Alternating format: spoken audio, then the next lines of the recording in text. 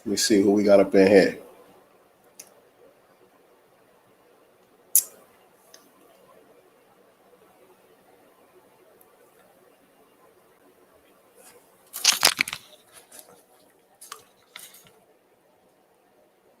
Why does it say my name down there? I need to change that name. Fix that real quick. Edit name for that one.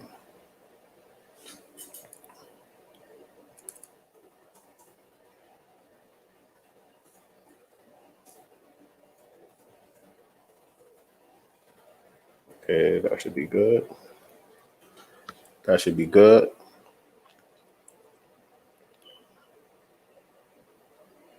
Boom, boom, boom.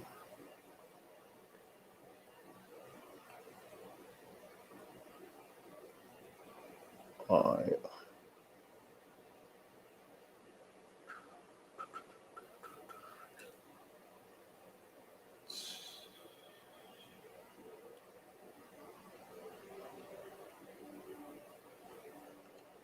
All right, let me see.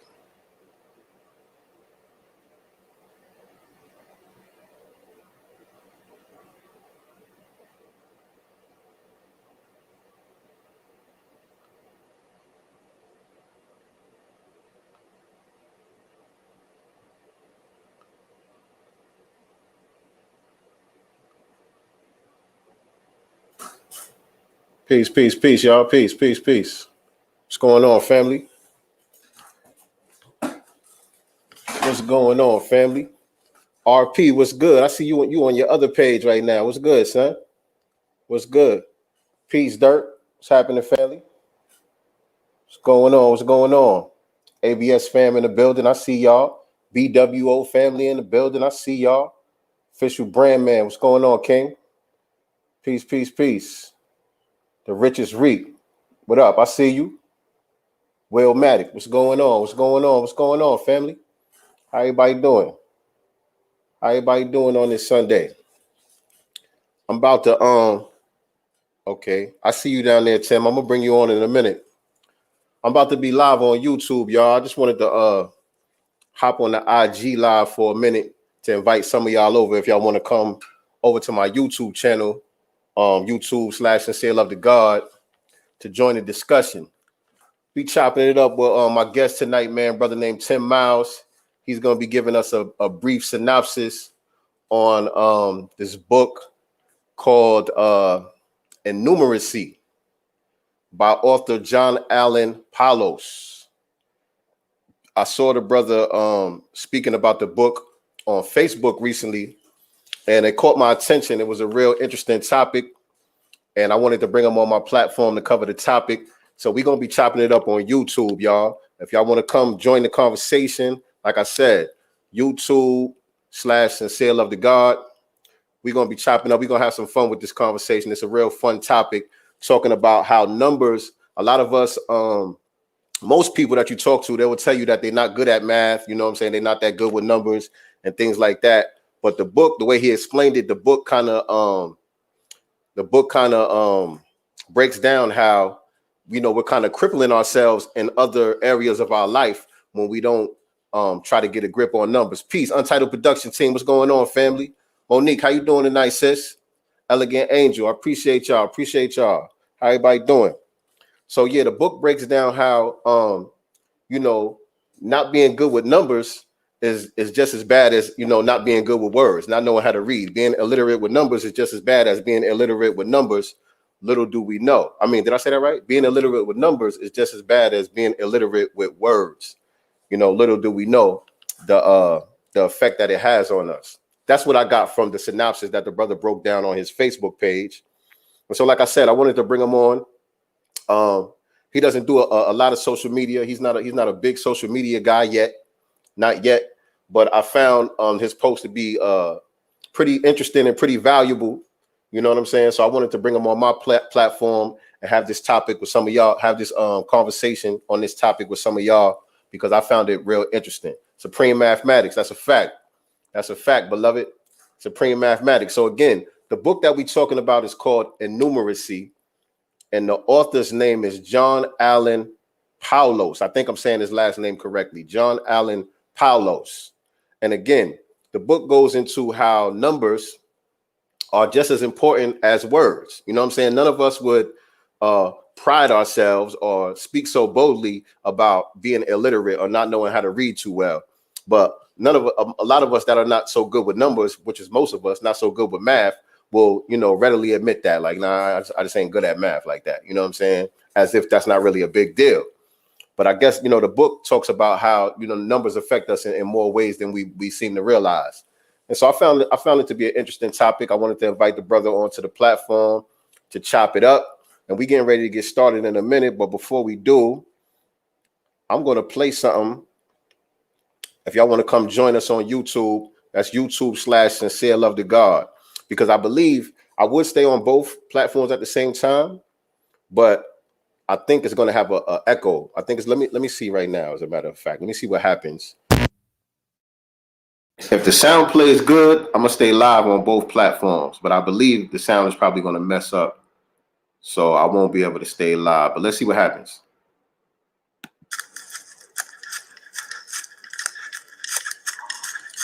And y'all let me know if y'all can hear that, by the way, too, on Instagram. Because so far, I'm not getting no feedback, so we might be straight. Whatever changes you have to make, you just do it. You got to think about your life. Being a black man in America isn't easy. The hunt is on. And you're the prey. All I'm saying is... ASAP. Do I know who this is? Nah. I don't know who it is. Who that, ASAP? Smooth Haynes, peace to the God. Black in this white man's world, yeah, that's that pop shit against all odds. And besides, what's the options? We wasn't never supposed to make it to see greatness since they chained us naked in the belly of slave ships.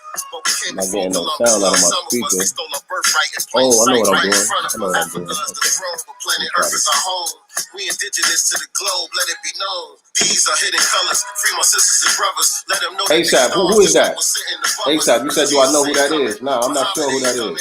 8 whole years and you see Obama did nothing. Brown man. Brown man, what's up, man? Peace, man. Family. Pause up. Pause out.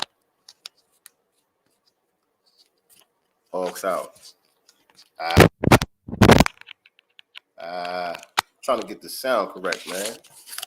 Trying to get the sound popping. Damn. The minister showed the right path. Y'all should be able to hear that pretty good now. Trying to take that path. Peace, man. How you doing, brown man? Listen, long time, brother. Make mistakes, especially me. If you got a chance to make it right, make it right. Is this the land of the free or the home of the brave? With over 1 million melanated men in the cage. Politicians ain't backing us. Race soldiers, they capture us at a higher rate than the nation of South Africa. That was apartheid. This is a holocaust. This is more than a rhyme. This is a Molotov for coons and house niggas. This is for the bourgeois. And we don't want to hear that weak shit no more. My verse should be in your Bible. I'm nicer than all your idols. It's easy to see the future. History goes in cycles, but we don't live up the past. We just live in the math. So that was the king. We just stick to the path, regardless of who's in office. We always know they on offense. Blood sucking the poor, putting poison in niggas' water. So I don't trip off no Trump shit. Miss me with the dumb shit. America the beautiful. We love you, you cunt, bitch. Peace. I'm more than never. What's that, Shayna X? I don't want to mess up your name. Is it Shayna X? Peace. How you doing, beloved?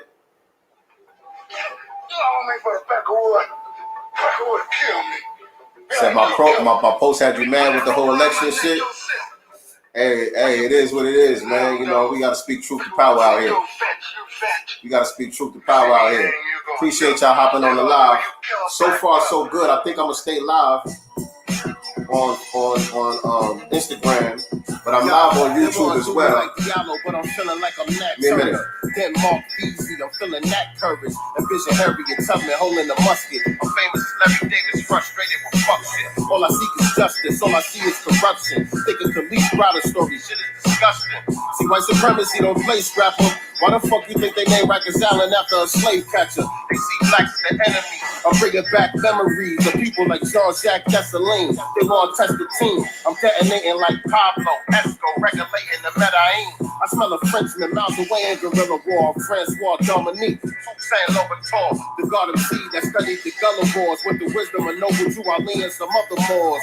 I'm refocused. Why would I keep hoping? Done with all that praying and marching. I'm refocused. Why would I keep hoping? Done with all that praying and marching. Appreciate you, King. Appreciate you. Yes, I could have got away on BBU Kitchen. You remember that? You remember that all day? You killed. You remember that? You killed. Niggas like you just prove what the Peckerwood say. We're just peace. Willing to do anything. Kill each other. Yo, we die for selling cigarettes, die for selling CDs, die for broken tail like in front of your wife and seeds. They live streaming, let you die in the precinct. They say you suicidal, then we hashtag rest in peace. I'm feeling seasick every time that I see this. Scrolling down my timeline, wish I could just delete it like it never happened. Yes, sir. Yes, sir. Why we let it happen, crying on TV, begging for compassion from people with no conscience. My people so lost, we just pray away our problems like Jesus is gonna solve it. They give us hush money, man. Miss me with that civil suit. You kill my baby, then cocksucker, I'm killing you. No negotiating, I know you saying, I know you hating, I know you pavement. Caucasus Mountains, know where you came from. I did the knowledge, and though I ain't did it in college, I got a flow to let you know that I'm mentally growling. James Baldwin with the pen. Told the judge I was sorry. Besides, they ain't even have a warrant. He looked at me and said, stop. I don't care if you're standing in your square with your head cocked. My decision is Dred Scott, nigga. Please, while I ain't gonna die like you gonna die, like a slave. I ain't giving no lifetime of misery. Appreciate you, sis. Thank you, thank you. I'd rather die than be a slave. Song is available on all streaming platforms, by the way. On the Master Elements album. You can check out the video on YouTube. Go to my YouTube channel, YouTube/Sincere Love to God. And you can check out that video to this song right now. But now we here. Actually, it's not a video, it's a movie. This is just as much our land as it is yours. And after you hang me, kiss my ass. Alright. Let me bring myself back on the screen here. Let me bring myself back on the screen here. The objective of a revolution and the result of a revolution. That's music.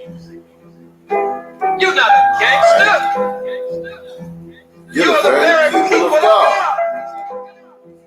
I'm telling you, you don't know what our revolution is. Lyrics that speak to the pain and the suffering and the low-down life of the black man. Let me turn this down. I appreciate everybody that's joining on the Instagram.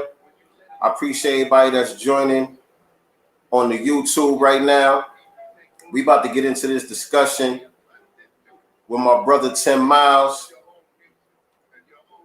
talking about this book called Innumeracy by author John Allen Paulos. I might be butchering his last name, but my brother gonna come on and he gonna break it down for us. Like I was saying earlier, for those of y'all that's just joining, I came across a post that the brother put up on his Facebook page. On his Facebook page when he was giving his summary of the book. He was giving his synopsis of the book, and I just found the topic to be real interesting, and so I wanted to bring him onto the platform. Peace, Mama Love, what's going on? I just wanted to bring him on the platform to chop it up with y'all and share some of this insight, some of this wisdom, man. I just thought it was an interesting topic. I wanted to bring some more people in that also might think that it's interesting. So we ain't gonna waste no more time. Without further ado, hold on, let me stop the music. Okay, that's done. That's done. We ain't gonna waste no more time. Without further ado, let me bring on my brother, Mr. Tim Myles, our special guest for the evening. You at Tim? Hello. Peace. Peace. Can you see me? I think you got your camera backwards. I can hear you, but I see I see something on the screen. I don't know if you got your camera backwards or what. Let me check. I see you in the background over there. I don't know what's going on. I see you in the reflection or something. Oh, there you go. There you go. What's up, King? What's up? You want to say peace? You want to say peace? All right, you can say peace. Say peace. This way. All right, man. I'm getting ready to get started. Go back and watch the show. What's going on, family? Elijah, I see you, kid. Get him, Gwen. Yeah. What's going on, sis?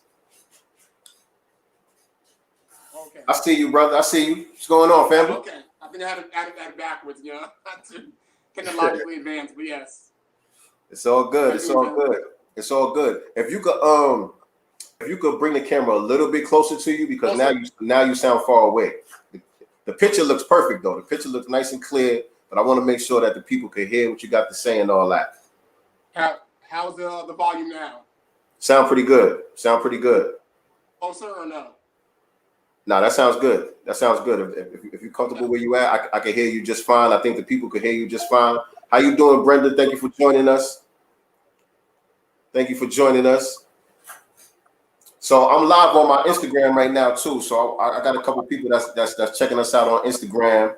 People will be joining the live stream on YouTube. I don't usually stream live on YouTube that much, so I don't know what type of viewership we're gonna get. Usually I'll do the stream through Facebook, but lately the last couple of times I've done it, I haven't been able to download the video after the fact so I can edit it and put it on my other platforms. So I don't know what the issue is with that. So I just decided to just stream straight on YouTube. It don't matter if we get 1 or 2 people in here with us. You know what I mean? It's me and you chopping it up, and we'll get some people to watch the replay regardless. You know what I'm saying? So I appreciate you joining the platform tonight, brother. How you doing? I'm doing well. Thank you very much. I appreciate it. I feel honored. That's what's up. That's what's up. I know, I just friended you on Facebook. Our brother Jamal had tagged us in the same post. Correct. So that brought me to your page, and I just came across the video where you were talking about this book, and it just grabbed my attention. You know what I'm saying? I watched the whole video, and I'm like, wow. You know what I'm saying? I had some questions in my mind, and I wanted to talk to you about it. And so, I went digging through your page to see, what your activity was looking like on social media and all that. And I see, you're pretty active over there on Facebook, but I haven't seen much on other platforms. But we'll get into that. We'll get into that later on in the discussion. But I see that you are definitely a very avid reader, very, very intelligent brother. I remember you from back in the days. We kind of grew up together, but it's been years. It's been years since I've seen you. You know what I'm saying? So how you been all these years, brother? Doing well. Life is a funny old dog. It does well for us sometimes. It beats us down and chews us up, spits us out. But we still here. Bring us up to speed. What you got going on in life, man? Kids, wife, job, things like that. You know what I'm saying? Well, I work at a skilled nursing facility in Fishkill. I'm a physical therapist assistant is my title. And so I work with helping rehabbing geriatric patients. I've been doing this for about 20 years. I left New York, moved to Virginia, went to school in Virginia. From Virginia, spent about 10 years there. I got married and moved to Florida. Eventually relocated after I have 2 kids, my daughter and my son. The love of my life, the loves of my life. And I'm back up here now around my family. I'm divorced, so that's a challenge, but such is life. And pushing forward, it's a good thing. Yes, sir. Yes, sir. I saw those beautiful children that you got too, man. And I was admiring, some of the educational things that you were doing with them as well. You know what I'm saying? And so, it's funny. Like I said, I remember you from back in the days, but we haven't seen each other in so long. But we seem to be vibrating on a similar frequency. You know what I'm saying? Even though we took different paths in life. You know what I'm saying? We here now. It's 2021, and I'm glad to be able to talk to you, man. Without question. So what I wanted you to do, man, is kind of same thing that I saw you do on Facebook. I wanted you to get into your breakdown of the book, and I'm kind of gonna just let you go ahead and do your thing. I'm gonna try not to interrupt too much. I'll ask my questions after the fact, and then we can kind of go back and forth. And I got a couple of things I want to share on the topic as well. Cool beans. Let me know what I should say. Take it away. All right. So this book, which is let me know if y'all can hear my brother okay over here on Instagram. If y'all can hear him pretty good, push a number 1 in the chat room. The name of the book is Innumeracy. The subtitle is Mathematical Illiteracy and Its Consequences. The reason for me picking this book up, it was suggested to me by another read that I had going. And so this was suggested, and of course it's about math. And I'm not too numerate myself. I'm pretty much, like everyone else. And so I felt that this was something that I needed to delve into. The book speaks about how being innumerant, we are costing ourselves chances and opportunities in life. And so that's something that we really need to pay attention to because it's that important. Innumeracy basically means to be illiterate with words. So with numbers, correct. And so where we do not understand these things is where we may have issues and problems with life. No one would say that, I can't read or I'm illiterate, that's a great thing. You would, meet laughter and derision because of your saying that. And so the same thing should happen with numbers is what he posits. It is as important. Reading with numbers and reading with letters is like mother and father. They're both important. They're not to be played or toyed with. Words are something that comes from the evolutionary process. We, as evolved hominids, we have this ability to speak and to express ourselves. And numbers is an offshoot of that, but more of a human invention. And where words, we are able to express our emotions, our thoughts, our feelings to the world. Numbers are a way that we can interpret and exegete the world, if you will. And that's what's important about numbers. So to get into the book, the first, in the preface, it speaks about the 5 misconceptions of innumeracy. Number 1 was that math is strictly about computation. Number 2 is that it is a hierarchical subject. Number 3 is that storytelling has no place in mathematics. That mathematics is only for those who have facility and those who do well with it, the few that do. And also the 5th one is that math numbs us and limits our freedoms. Math as a computation just seems kind of nonsense because people have an anathema towards math or they have an emotional response to it. So it's just more than computation, something else there as to why that is. And our thoughts and feelings and understanding things is there. So being a computation is nonsensical. The fact that it is a hierarchical subject does not allow people who have facility in certain areas of math, whether it be arithmetic, statistics, algebra, you can specialize in any one of these areas. You don't need the one, then the other, and then the other. So that's complete nonsense as well. To say that storytelling has no place, storytelling is a great way that humans learn things. And if math is a human invention, then of course storytelling is a part of that. And when you read the book, he has nothing but stories and analogies to help you with that, and that's important. To say that it's only for the few, math is a human invention. It's there to help humanity, help everyone improve upon things. And that's what inventions do, whether it be electricity, whether it be cars, it's for everyone. And math is similar into helping us with those things.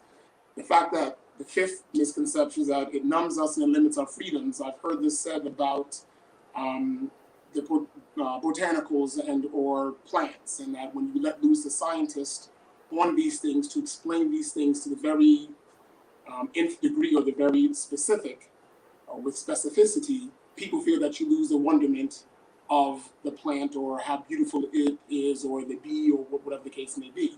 And that's just a very myopic, very short-sighted thought, because that would add to our beauty, and that's what we want to do. To feel that beauty and wonderment is rooted in ignorance, if that's the way you rock and roll, then you should read this book, because this book will give you a different perspective. I do want to touch on that just real quick, because that's something that because I do music as well, you know what I'm saying? And I've always kind of felt that way about music in a way. I felt like, and I'm not sure if it's true, but this just has always been the notion that I had, that if you learn music in a technical way, it kind of takes away from the soul of it. It kind of takes away from the natural, like me, I don't know how to read sheet music or anything like that. I don't know a lot of technical stuff about music. For me, it's just a feeling, something that I go off of, you know what I'm saying? And I always felt like to learn those things would kind of take away from that. because I've worked with people in the studio who've had that kind of training, and they just seemed stiff. Like there was something missing. The soul of it wasn't there for me.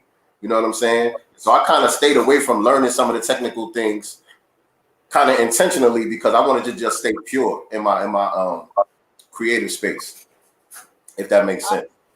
It does make sense, and the folks that would learn things in a technical way and not understand the soul of a thing, or to understand where it comes from and how it touches the depths of our being, like music, and music is something like there's just nothing else like music that we know, then possibly you shouldn't be in that profession, because you have to have that soulful reach and touch. Math doesn't limit that. Now, if you are saying that math is just the way that you understand it or you interpret it, that's fine, but you have to get into the soulful. That's just a way to get there. It's just another avenue, but it is not the be or end all, if that makes sense. I got you.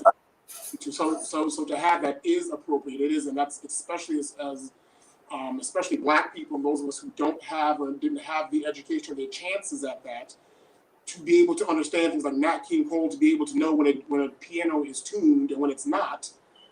That's not something you learn with math. That's greatness. That's genius, and that absolutely has its place. That's something that math will come later and try to explain how that is. It's not going to tell him what to do. Got you. That makes sense. Cool? Yep. All right. So chapter 1 was talking about the independence of events and how these things are important. This is on page 27. And when you're making a probabilistic assessment, it requires independence of events. So if events are related, the multiplication principle will not hold. And you'll need to do something else, a different form of math, which is called conditional probability. So the difference between the two, conditional probability and independent probability, is where you're shooting craps and you're throwing dice. Every time you throw that dice, it is independent. The roll before has nothing to do with the probability of the second roll. Third, fourth, in infinitum. When you are playing poker, or when you're shooting, or you're playing blackjack, that's conditional, because when you're playing those cards, now that I have those two cards, now I know that those cards can't really be in play for the next hand. Now I can count the cards, and why counting cards is frowned upon, because that's conditional probability, and that's what we want in life. We want to be able to tilt things in our favor so that we can improve our lives and move things forward, and that's the purpose of that. The multiplication principle is basically when you have n number of choices and a q number of choices that are subsequent to that, you simply multiply them. So if I have 5 shirts and 3 ties, I have 15 ways to wear that shirt and tie. So what would happen with, and what we could do, is help our finances. I don't need to go, if my job I have to wear a suit and tie to work every day, I don't need to go and buy 20 shirts and 20 ties. I can buy 3, and then I just rock the different combinations. Now I'm good money. You got 50 outfits. There you go. And that's all. I thought that was interesting. I was like, oh, that was one of the things that caught me. Like, oh, okay, hold on. And you should have seen me too, because I'm like, come on. You know, I'm like, let me see if this is correct. I'm trying to put it all together. No doubt. Clothes, absolutely. Yes. So that's the way that that goes. So that math, the multiplication principle helps to simplify, especially when it comes to big numbers. Chapter 2, page 37, was talking about probability and coincidence. And it speaks on somewhat of an oxymoron where unlikely events are likely to happen, whereas planned unlikely events are not. So if you deal me 5 cards for poker, whatever those first, or whatever the case may be, if you're dealing 5 cards, those 5 cards that I get, I am never going to get those cards again. It doesn't matter what the arrangement is. Today, tomorrow, it's like 1 in a billion that I will ever get those cards again. It's unlikely that I got those cards because I won't get them again. But because the cards had to be dealt, I had to get that hand, or get one hand. It's the way that it has to be. For me to call for that hand again, that's not going to happen. So unlikely events, given the amount of people, given the amount of circumstances, given the amount of whatever the case may be, things will happen and things will repeat. It's mere coincidence. It's not something that is necessarily going to happen. My name, your name, my name is Tim. There's hundreds of thousands, not millions of Tims across the world. My parents didn't meet with these people's parents and say, let's all name our child Tim. Those are independent events, but Tim happens. Why? Because there's only but so many letters in a alphabet, no matter what the language is, they have to repeat. This speaks to what is called combinatorial, where you're taking large numbers of something, 26 letters. What's that word? Combinatorial. So that's where... Okay, dealing with combinations. Yes, so you're taking something that is large, 26 letters. You're only choosing 7 of them to come up with the name Tim, and then you come up with the name Tim. So it's taking a large number of things, bringing it down to a shorter number of things, and then you get what you get. So it is by sheer happenstance. It's not something that is planned out or there's some spookiness behind it. That's just the consequences and becoming numerate and understanding where these things come from. The other thing in chapter 4 had to do with, page 79, had to deal with pseudoscience. And this was a good point, which I liked, that there's no difference between real science and pseudoscience other than the testing phase. So as it says, both require lucky guesses, or both require serendipity, both require bizarre hypotheses, both require initial gullibility. The difference is that science requires testing and falsifiability, or there has to be a way to falsify what you're saying. If I can prove it false, then if it's not false, then we can say it's useful and it's true. So there has to be a testing phase for real science, whereas pseudoscience does not. So things like numerology or saying that numbers mean things in words. So like in the Bible, 666 means something, or it means the devil, or it means, human governments that are frail, and 3 means emphasis. That's just nonsense because there's no way to test that. That's just what you're saying it is. There's no way to test that. So numerology isn't science, as well as astrology is another thing. Saying there's meaning in people's lives, like zodiac signs and these things. These things aren't testable, but they require all the things that science does. The testing phase is seminal. It's crucial to separate the two. Chapter 4 talked about whence innumeracy, and on page 112, I wanted to read this because this was a good point. It talks about our innate desire for meaning and pattern can lead us astray if we don't remind ourselves of the ubiquity of coincidence. A ubiquity which is the consequence of our tendency to filter out the banal and impersonal of our increasing convoluted world, and, as some of the earlier examples showed, of the unexpected frequency of many kinds of coincidences. So what we're talking about again, my name, your name, events that happen, if you get to work at a certain time, if you go the same route, you'll meet up with the same people eventually. That's not something that is, whatever. Or like if you are in an urban area and you're taking the train or the bus every day, you're going to run into these people, no matter if there's a million people, you will run because you run in the same circles. This is nothing that is planned out. This is by sheer coincidence and happenstance. So that was chapter 4. Chapter 5, or the close, which is another one I wanted to read verbatim. This was also something that I felt that was very, very important. And it says, in an increasingly complex world full of senseless coincidence, what's required in many situations is not more facts. We're inundated already, but a better command of these known facts. And for this, a course in probability is invaluable.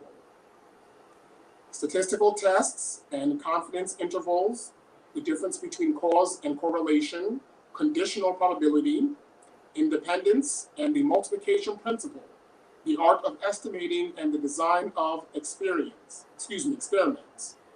the notion of expected value and the probability distribution, as well as the common examples of counterexamples of all the above, should be much more widely known. Probability, like logic, is no longer just in the zone of mathematicians, it permeates our very lives. So the first part of that, basically what they're saying is the information that we need is already out there. What we need is just a better understanding. We don't need some new information that hasn't been discovered yet. The information is already there. We just don't quite understand it the way that we need to. Is that what that's saying? Correct. We have, I mean, are we short for information? Are we short on books in this world? Are we short on people saying what is and what is not? The problem is that you do have people that are giving you pseudoscience and people that are giving you nonsense. How do you differentiate what is useful for what you need to discard? You have to have a way of understanding. You have to have a methodology or an epistemology to understand the difference between the two. This is where math comes into play because math is pure logic. You can't front on it. You can't fake. You can't try to feed some nonsense into it. You will be found out. And so we think more mathematically and to mathematize our world. So we catch these as people. The book talks about these religious people and TV evangelists, how they use ambiguity. They'll speak on things always ambiguous. You read things like the Bible. They talk about prophecy, always ambiguous and very common and nothing specific. Nothing with any specificity, because it has to be. And when you do that and people follow that, well, this king took over this king, or your life will be this, or you may have a disease. Yeah, we might have a disease because we're humans. So some people are going to be susceptible to heart disease at some point in time. You're not clairvoyant because you're saying that. You're just following what it is. So I mean, that's just complete nonsense. And this is what math or numeracy can help us to filter out the real from the fake. So math could be used to debunk a lot of bullshit, we're saying. Correct. And that's what we want to do. Literary and reading is important. Words are. Math just gives you another way to understand that. And if you're when you read, you can understand the tapestry of reading and math. And you can when you read a book and you read enough, you can understand the difference between the spoken word or the word meaning and the speaker's meaning in words as well as in numbers. Hold on a second. You saying you can't see my guest on the YouTube? You were on the YouTube and you couldn't see him? Brenda, can you see both of us? If you could put inside the chat room, if you could see both of us, put a number 1 inside the chat room.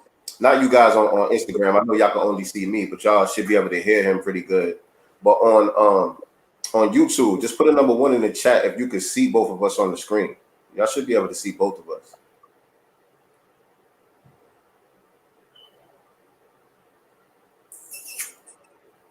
I know it's a little delayed, so I'll give them a couple of seconds. But in the meantime, everybody make sure that y'all following me on all social media platforms at Sincere Love to God. We chopping it up tonight for those of y'all that's just joining. We chopping it up with my brother Tim Myles, and we discussing the book Innumeracy. What's the author's name? I keep butchering his name, I think. No, it's the same. John Allen Paulos. John Allen Paulos is the name of the author. Yeah, on Instagram you can't see the guest. I know that. I'm aware of that. The camera is just pointing at me. I can't put it the other way around. So y'all just if y'all want to see the screen and join us on the entire chat, go to YouTube, go to my YouTube channel at Sincere Love to God, and you'll be able to see everything. And it's probably a good idea for those of y'all that's finding this conversation interesting. I would suggest that y'all come on over to YouTube, because I will be sharing some things on my screen that y'all not going to be able to see over here on Instagram. All right. So if you want to, get all the way involved with this conversation and see some of the things that I'm going to be sharing on the screen, join us on the YouTube channel. Because, thank you, Brenda. She's saying that she could see both of us on the screen and she could hear both of us loud and clear. So I think we're doing pretty good over here on YouTube. If you couldn't see, it's probably something on your end. You might need to refresh your page or something like that. All right. So I appreciate everybody for joining. What's up, Plush? What's going on, fam? Yeah. I'm still down here in the A. Man. So there was something that I wanted to touch on that you just said. I'll come back to it. Let me let you finish off. Okay, cool beans. And just the end, the summary that I had is that what I do like about this book, because he comes clean and he's honest, that math and the mathematization of life is not a be-all, end-all. It's an acronym. It's a way to put something else in your bag to help you out with your life. It's not saying that it's going to make your life easy. What it's saying is that what it can do is help you navigate your life and what you're doing. And that's what math can help us with. If you're going to have a conversation, like you invited me on this platform, whether you actively understood it or not, you did a probabilistic assessment whether or not I was going to come on this platform, whether or not it was worth your time to put me on it. Numbers were involved. Our brains have to do these things because that's how we make moves. Probability, fractions, that's how we do. So we understand these things somewhat subconscious. We want to make them conscious. So Peace up, Frank. Absolutely. And to that point, I did want to push back a little bit on a couple of things. So, as far as coincidences, right? When you touched on things being not really being coincidence or happenstance, you know what I'm saying? Did you say not or that they were? They are. That they are, because I'm under the belief I don't really ascribe to coincidences. You know what I'm saying? I look at things in a synchronistic kind of way. And some of the examples that you use, like with your name, okay, your name might be Tim, and there's several other people in the world who named their child Tim. That's not really a coincidence. You know what I'm saying? To me, a coincidence would be if you and another brother named Tim that was born on the same day were sitting in a motor vehicle at the same time, and they called that name, you know, Tim Myles at the same time, and both of y'all happen to be sitting in a motor vehicle at the same time with the same name. And to me, that's more of a coincidence than just somebody that happens to have the same name, because, you know, Tim is a popular name. You know what I mean? It's not something that is original that your parents thought of on their own. You know what I'm saying? So a coincidence would be like the scenario I described. That would be something that I would consider to be some sort of synchronicity. I would look for a sign in that scenario, like, okay, what am I supposed to be getting out of this? Why is this happening? You know what I'm saying? This is something that the universe is trying to tell me through this so-called happenstance. Mm-hmm. Well, I would think that, I mean, from a mathematical perspective, you would then gather information. So yes, you may feel that is somewhat telling to you, and a coincidence or something that is not just sheer luck, something has happened. So you would gather the information, take information about me, take information about that person, where they live, where I live. Is this a DMV that they actually usually always go to?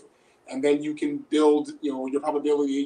This is a 1/5 chance of happening. This is a 2/5, and sometimes we don't know.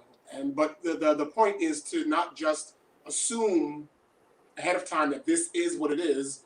Put your work in. Do your mathematics. Do your arithmetic. Do your statistics, and try to figure these things out. And that's the point.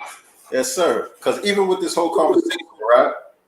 Like, there's a reason why it grabbed my attention when I saw your post, because I'm just going through the whole learning phase of learning how the stock market works, learning trading and different things like that. And I'm reading a couple of different books on the topic, and that's dealing a lot with numbers, of course. You know what I'm saying? And it's dealing a lot with probability. And a lot of times they'll use a casino as an example to explain, how the stock market works in different aspects and things like that. So to me, it wasn't a coincidence that I came across your post and that it grabbed my attention, because this is something that's already circulating in my mind. So, I kind of, how you would say, I kind of attracted myself to your post, or vice versa. You know what I'm saying? So I kind of look at it almost in a spiritual way. You know what I'm saying? And I think there's a fine line between science and spirituality as well. I believe those two kind of cross paths. I don't think they're separate. I would say when it comes to spirituality, and me as a Pan-Africanist and a Black First Nation building person is what I am. I used to Black be, First, baby. no doubt.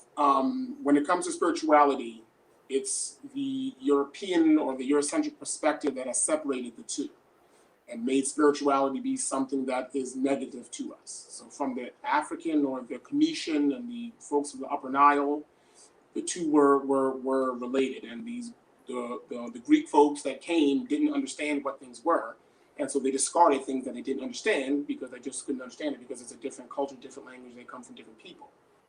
So yes, spirituality, mathematics, all of these things, and as a Pan-Africanist, these are things that we deal in the material world. There is no hocus pocus, out there. And so, yes, I get that. I understand. And when I'm saying spirituality from the African perspective, it is deep cogitation, meditation, thinking on things and understanding, or having an understanding, and also having an understanding that some things are unknown, and we shouldn't try to posit that we do know them before we do. But these phenomena we can rock and roll with if we see, some type of, mathematical consistency between the two. Yes. Yes, sir. Yes, sir. Yes, sir. Bashir says the laws of attractions are already working, whether we see it or not. It's universal laws. I agree with that statement. Peace, family. Peace. I appreciate everybody that's joining us tonight. I got you. I'll send you the math. I got you. So yeah. So that is kind of a good segue into. I'm gonna call it a pushback. You know what I'm saying? Because I kind of, was taken off by some of the information. So I heard you say repeatedly that math or numbers are man-made. Correct.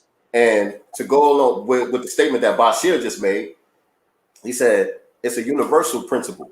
So I believe that the universe it came with mathematics, and we somehow, we still haven't conquered it or mastered it, but we discovered the numbers and the math. But the math is there whether we're aware of it or not. I don't think that it's a human invention that we came up with these numbers, and it just so happens that the earth spins at a certain mile per hour, and all of these things have to work at a certain speed in order to create the balance that the universe has. The mathematics, from what I understand, are already there, and we're just discovering them the more that we study the world around us and how it works. Correct. So when I say that it's a human invention, what I'm saying is that 0, 1 through 9, let's just say, is something that humans have come up with to describe our environment or to describe our world. So the fact that the Earth spins 26,000 miles an hour, that's just what we're saying that it spins. It doesn't spin at that mile per hour. It doesn't care. That's just what we're saying so that we can understand things for our brain.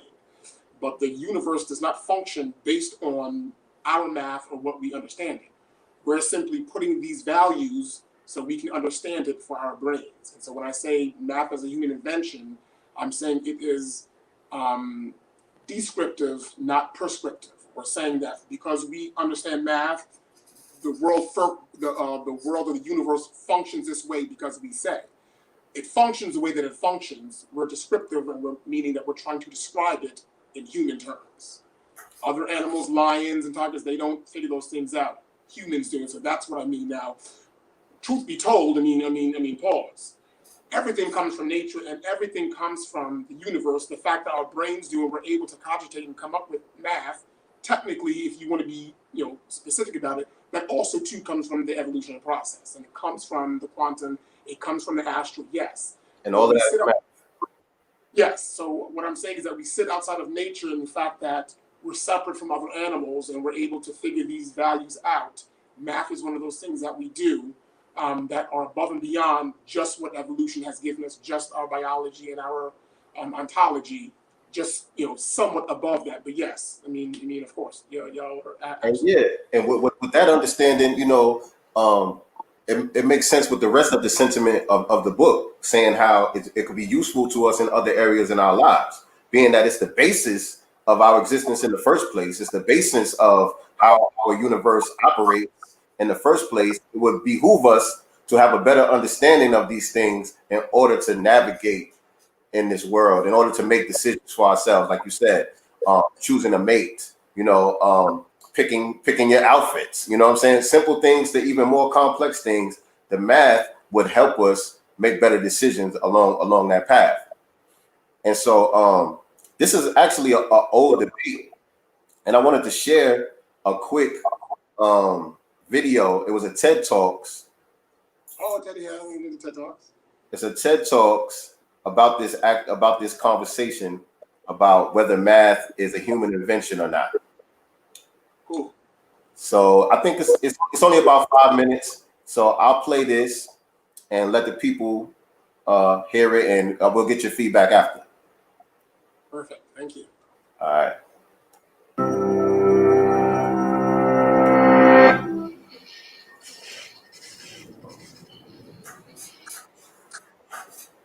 Would mathematics exist if people didn't?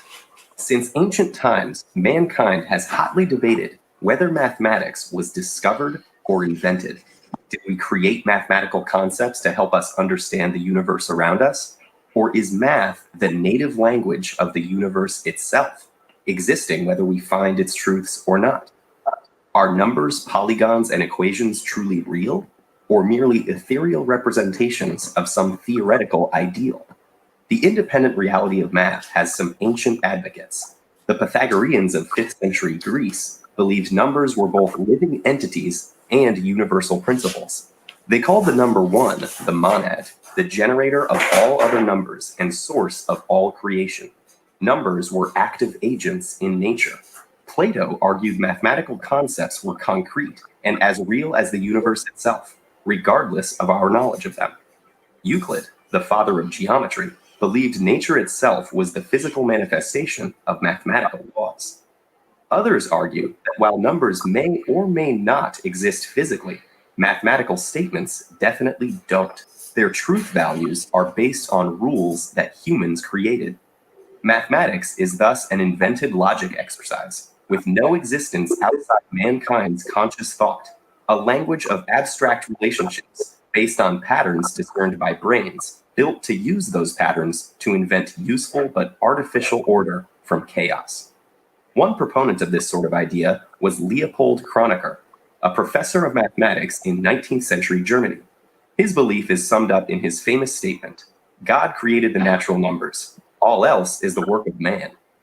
During mathematician David Hilbert's lifetime, there was a push to establish mathematics as a logical construct.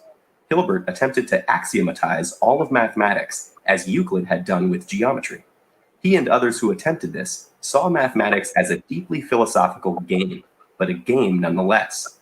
Henri Poincaré, one of the fathers of non-Euclidean geometry, believed that the existence of non-Euclidean geometry, dealing with the non-flat surfaces of hyperbolic and elliptical curvatures, proved that Euclidean geometry, the long-standing geometry of flat surfaces, was not a universal truth, but rather one outcome of using one particular set of game rules.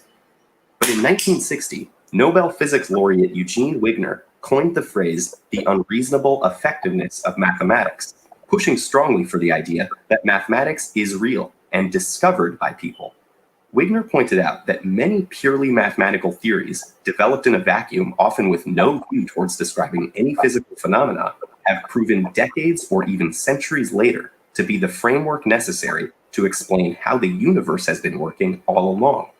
For instance, the number theory of British mathematician Godfrey Hardy, who had boasted that none of his work would ever be found useful in describing any phenomena in the real world, helped establish cryptography. Another piece of his purely theoretical work became known as the Hardy-Weinberg law in genetics and won a Nobel Prize. And Fibonacci stumbled upon his famous sequence while looking at the growth of an idealized rabbit population. Mankind later found the sequence everywhere in nature, from sunflower seeds and flower petal arrangements to the structure of a pineapple, even the branching of bronchi in the lungs. Or there's the non-Euclidean work of Bernhard Riemann in the 1850s, which Einstein used in the model for general relativity a century later. Here's an even bigger jump. Mathematical knot theory, first developed around 1771 to describe the geometry of position, was used in the late 20th century to explain how DNA unravels itself during the replication process. It may even provide key explanations for string theory. Some of the most influential mathematicians and scientists of all of human history have chimed in on the issue as well, often in surprising ways. So, is mathematics an invention or a discovery? Artificial construct or universal truth? Human product or natural, possibly divine creation? These questions are so deep, the debate often becomes spiritual in nature. The answer might depend on the specific concept being looked at, but it can all feel like a distorted Zen koan. If there's a number of trees in a forest, but no one's there to count them, Does that number exist? Right. All right, let me stop that. Let me stop that. Bring you back on screen. Stop share. All right, let me get your feedback on that, brother. Let me get your feedback on that little clip right there. So I mean, I understand what they're saying, and you know, again, I mean, I would have to. I'm saying, you know, when I'm speaking of things, I'm definitely coming from my very, very African perspective. So these folks are Europeans, and they have their way of seeing things, and I get that. But I'm, you know, African is you know, that's what I am, and I boast that. I make no qualms about that. So I understand what they're saying, that it may be one way or the other. My only point is, let's just delve into this, and let's not say it's one way or the other. If you have points on your side and I have points on my side, if you're saying that it is in nature, or we're saying that it is born in human brains, in the end, it's all born in nature because our brains come from nature. So there's no way escaping that. So possibly what I'm saying is, if I'm going to separate that, yes, that can be somewhat disingenuous because it still comes from that, because our brains come from these things. So absolutely. All I'm saying is that for the conscious brain, we just need these things, and we need to think about these things consciously, not just let them move us without us grasping what it is. Our ancestor, the great Emotep, there in Kemet, absolutely used numbers. Absolutely everything was done with the way they built the Merkut, and the way they built all of those, what they call pyramids. You know, not called pyramids, but Merkut is what they're called. But all of those things that they did required math, and absolutely they were in touch with the astrology, astronomy at that time, and things. So no one is saying that these things are not. The only thing that we're saying, and what the book is talking about, let's delve into these things. Let's get up in there. Let's not just say that these were great ancient times and things that were myth and were great, and we feel good about ourselves. The fact that our ancestors, whether it be, you know, African, European, Asian, whatever the case may be, with the original races, let's delve back into that and let's move things forward. Because right now, I mean, we're pretty stupid. I mean, we're running around. This is just the way it is. Those folks back then, you know, were definitely doing their thing, and we need to jump back into that. That's the man. That was the perfect response right there. And with that, somebody said, "I got you. I'll send you the link to that. Go to my YouTube channel, YouTube/Sincere Love to God, and you'll be able to check out the playback to this broadcast." Frank says DNA tells us all the numbers that we need to know. So all the numbers that we need to know about this universe is coded in our DNA. I guess that's what he's saying. But I love the way that you responded to that video. I could have not said it better myself. And I almost don't even need to play this next clip, but I'm gonna share it though, because again, that was my thing. I said, okay, I'm gonna play this TED Talk, but we're not gonna erase ourselves as melanated people and act like, you know what I'm saying, these people are the end all be all when it comes to anything, you know what I'm saying? Whether math was discovered or whether math came with the universe, either way, melanated people, African people, we had it first. That's just the bottom line of it. You know what I'm saying? We understood these things first. We built societies based off of these things, not just structures like pyramids and things of that nature, but entire communities and societies were based on mathematical principles and even spiritual concepts. And so I'm gonna play this next clip that gets into that. It's another TED Talk. Let me see. Bring the screen over here. I'm not gonna play the whole thing. This is like almost 17 minutes long. So if y'all want to see this video, it's called Ron Eglesh, The Fractals at the Heart of African Design. That's on YouTube. It's a TED Talk on YouTube. Fractals at the Heart of African Design. I'm just gonna play the first couple of minutes of it just so we could give props where props are due, because like I said, we've been understanding these things while some other folks were still crawling on all fours, and that's just facts. Oh, am I in the right place? Can you see that on the screen? I can. You can see it. Okay, cool. All right, let's get into it. Let's get into it. It's not playing. What's going on? What is going on? Bear with me, y'all. Bear with me. Let me get it together. Oh, I see what's going on. I see what's happening. I see what's happening. All right. That's that one. Here we go. Here we go. I want to start my story in Germany in 1877. The mathematician named George Cantor.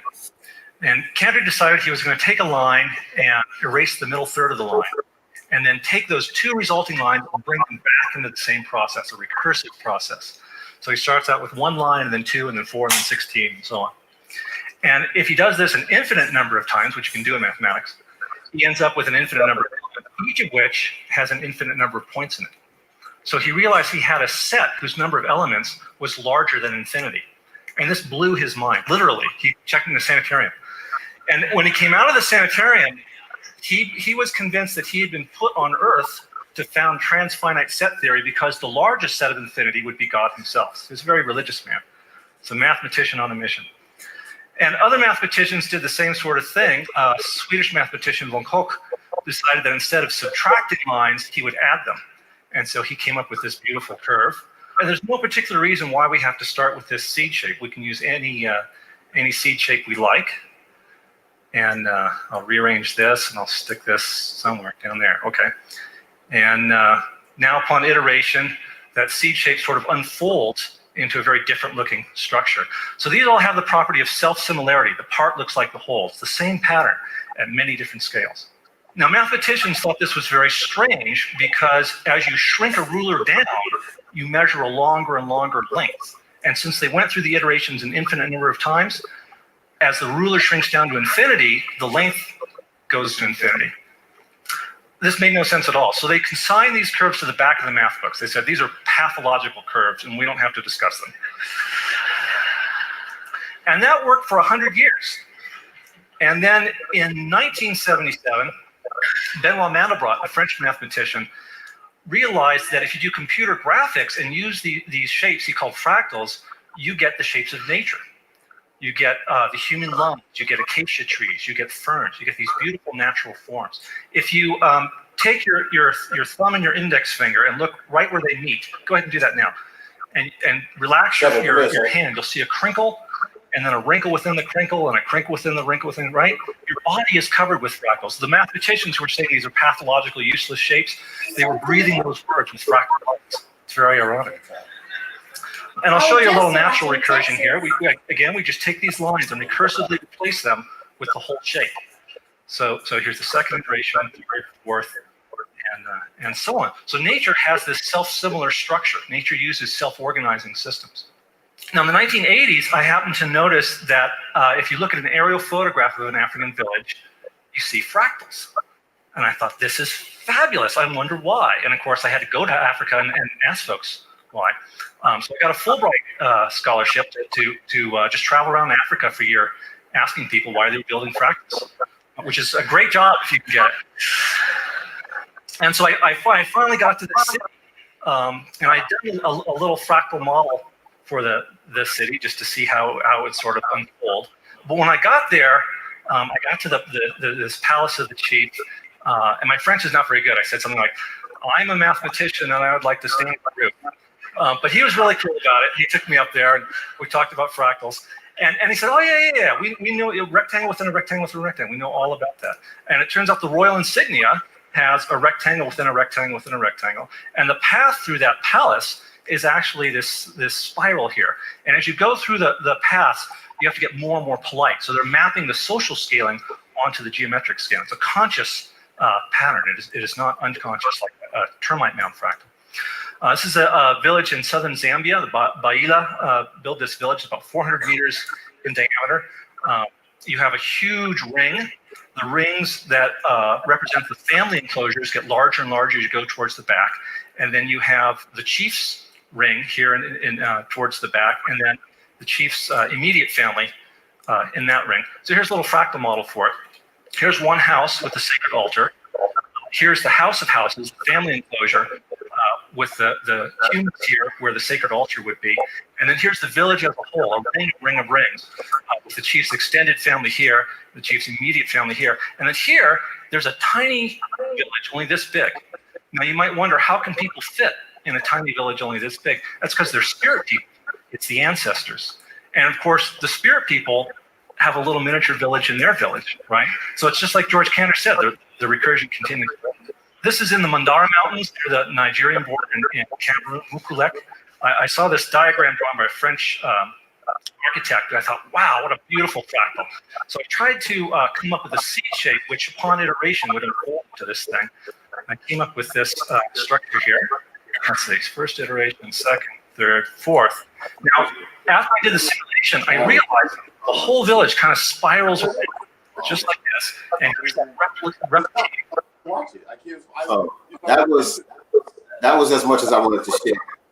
Yes. Just to make the point. That's to make the point that these folks are not the end all be all when it comes to these things. And we have been doing this for eons and eons, consciously building our societies, forming our cultures, our spiritual concepts based off of mathematical principles. This is an ancient African practice. You know what I'm saying? This was a farmer in a village. If you listen to the rest of the thing, it was a farmer that took him out here. A guy that's a goat herder, you know, that you wouldn't think nothing of if you seen him. And this guy's supposed to be, you know, whatever Ivy League school that he went to study mathematics or whatever the case may be. He's supposed to be so sophisticated. And this goat herder had to break these things down to him in just a plain and simple way. You know what I'm saying? So I had to bring that because, you know, the other one was talking about all these Pythagorean theorems and all of that stuff. And so this is a Black first platform. So we had to bring it back to nature, man. That respect. All day. Word up. But man, this was a great conversation. I knew it would be fun. And I definitely got to get you back on to talk about some other things that might not be so fun. We might have to get a little deeper. You know what I'm saying? Because, you know, the times that we living in, is, you know, we got to bring truth to power, you know, and we got to use these platforms the best way that we can, you know what I'm saying? And so with that being said, I'm wondering why you're not super active on social media, being that you have all of these gifts, being that you have all of this wisdom to offer to the world. Are you sleeping on yourself or what? What's going on there? I just started Facebook a year ago. And I just wasn't really into, I just come, you know, like a lot of my personal friends, like, you know, living back home in Virginia, like my cousin Jay, my cousin Brent, and we're just not social media people. But when my brother Eddie, my older brother Eddie, who introduced me to just this world of, you know, Pan-Africanism and understanding everything, and I made the decision that I want to delve into this and jump myself into this. Social media is a platform that you have to do. And it's not so much that I have such wisdom. It's, you know, the people around me, the people that are about me and help me and cherish what I do and help me with my life. And social media is a big part of that. I'm connected with people through my brother, Haiti, you know, Africa, Blacks in Britain, everywhere, you know, and it's just it's been a phenomenal ride for me in these past years. So I'm just getting my feet wet, but, you know, again, needing you is another avenue and to get your wisdom on things that possibly I should be doing better.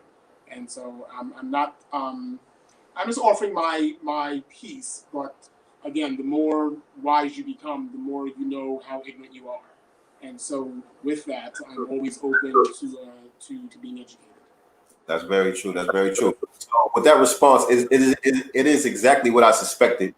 You sleeping on yourself, bro. You sleeping on yourself, bro. You know what I'm saying?